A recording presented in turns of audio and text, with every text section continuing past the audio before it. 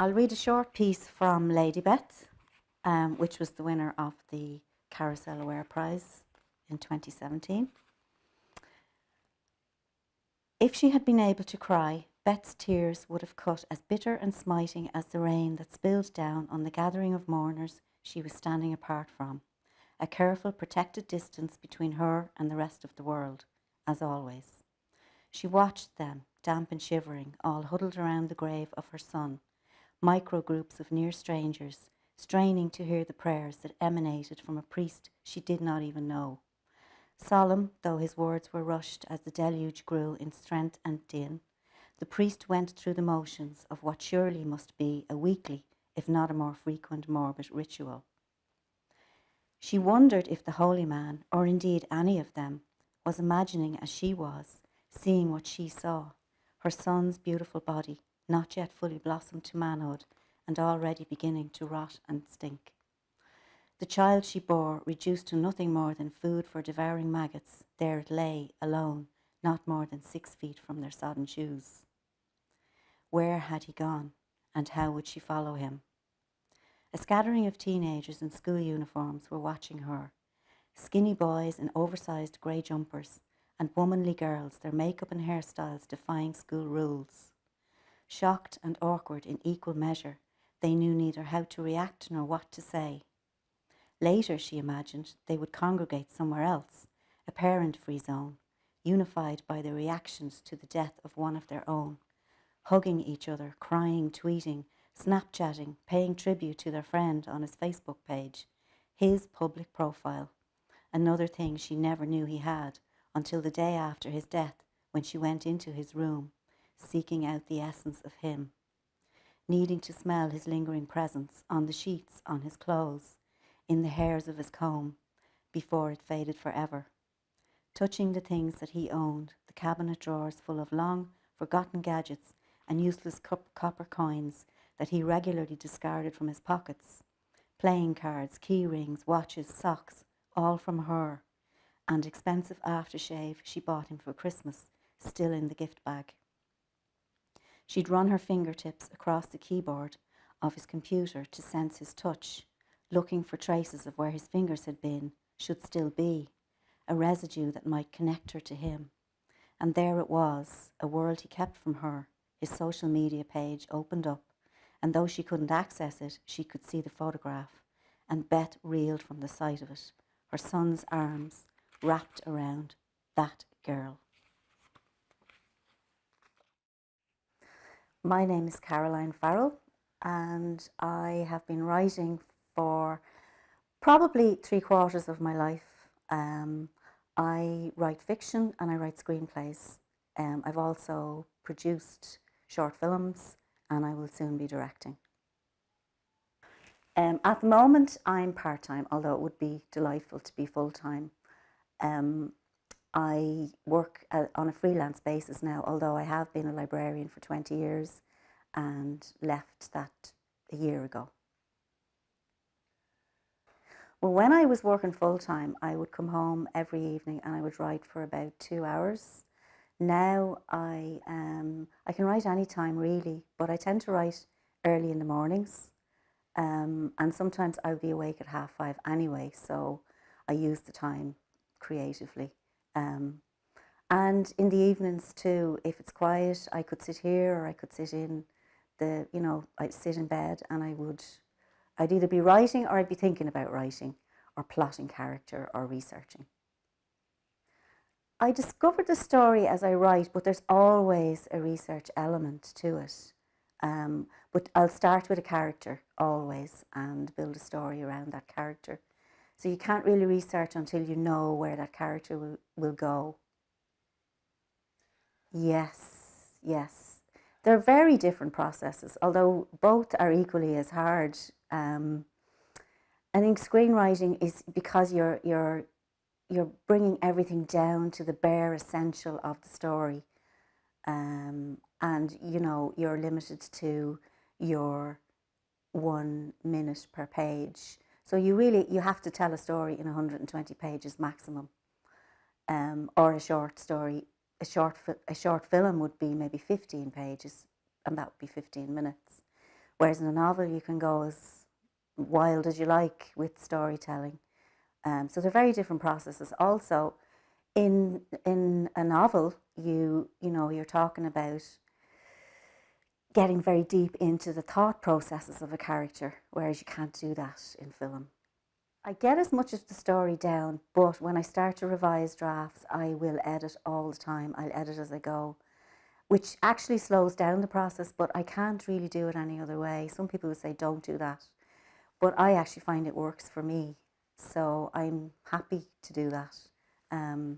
I find that when I go to a second or third draft, I keep starting at the beginning again and going through every line and then progress from there. I actually have a few here because I just think it's so important to read if you are intending to write. Margaret Atwood, Negotiating with the Dead. This is, I mean, even if you haven't read any of Margaret's books, you should read her essays on writing because they're just so interesting. And this one, she talks about her early days and how she got started as a writer. And there's just such lovely little gems in it that you'll just enjoy the book and forget that you're learning anything. But at the end of it, you will have soaked it all up. Anne Lamott, this is a Bird by Bird. That is an excellent book to read. And there's absolutely no BS in this book. It's just such an interesting read. Again, whether you're starting out writing or you've been writing for years, you should read this book. In terms of filmmaking, I think, for screenwriting on filmmaking, this one by Alexandra McKendrick is, I think, one of the best books to read. And he doesn't give you any templates or how-tos. It's just about the process, which is so important. The other one then would be, I don't have it because I lent it to somebody, is On Writing by Stephen King, because it's just the perfect starting point for anyone who intends to write, and you'll go back to it again and again. I know writers who kind of go in and read it before they start any new project because it's almost like a prompt for them. Absolutely hinders. Luckily, I don't know many writers with huge egos. I've met one or two, and I'd rather stay away from them, to be honest. I think if you're going to put your work out there, you can't have an ego because you'll be destroyed. Because no matter how good you think you are, there's always people who are better than you, and there's always people who will have an opinion on your work. And you want to be able to absorb those opinions and learn from them, whether they're good, bad, or indifferent. And you can't do that if you have an ego. So absolutely no egos. For me, it's a myth. And I'm not saying that it isn't a myth for other people, because I think everyone is so different and our brains work in very different ways.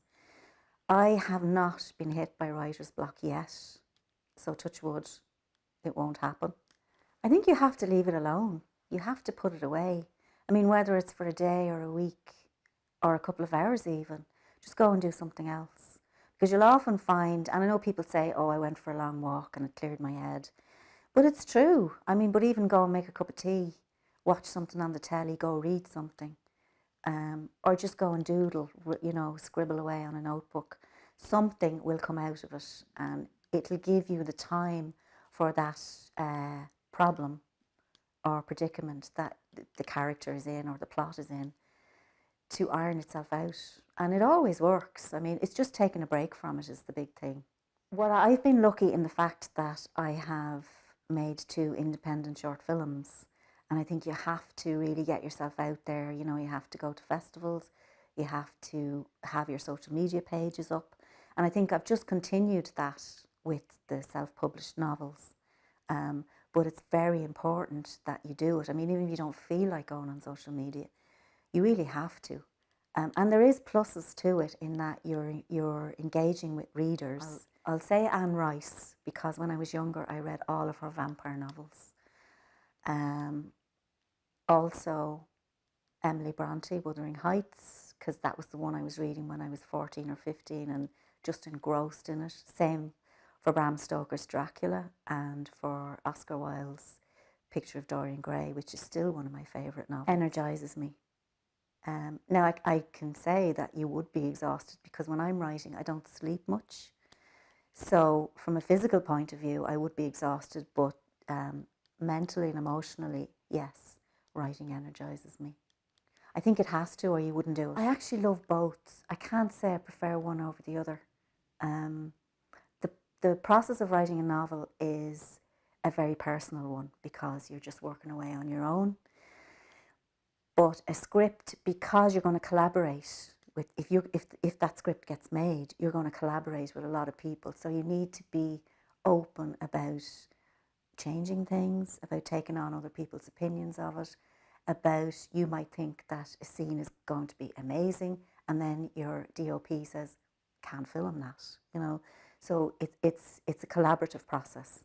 And again, I would see screenplays as blueprints for the finished film, you know, because that's your foundation, that's where you begin. But it won't always stay the way you lay it out. By the end, the film might look completely different than what you've written, or not. It might be very similar to what you've written, but you have to be prepared to go into that process knowing that you're going to collaborate on it. So don't be precious about it. They're all personal journeys so far. My first novel, I started to just blog it online because I thought, I'm going to challenge myself now and see, can I finish a novel? So I would do a chapter at a time, and through the blog, people started to contact me and give me encouragement to keep going. So in a way, I suppose that was a collaboration. But for Lady Beth, it was just me. Once I decided to write the novel, because as I mentioned, it was a script in the beginning and I did get feedback on the script. So I knew I had a good story, but again, a script is 120 pages, a novel is a whole lot more. So there was a huge amount of work to do, and you just work away on your own. I can be found on Facebook, Caroline E. Farrell. Also, I'm on Twitter, Caroline Author, and I'm on Instagram. And I have a blog, carolinefarrellwriter.com. So I'm easy enough to find now. And you can just Google me. I think if you just Google my name, a lot of the links come up anyway.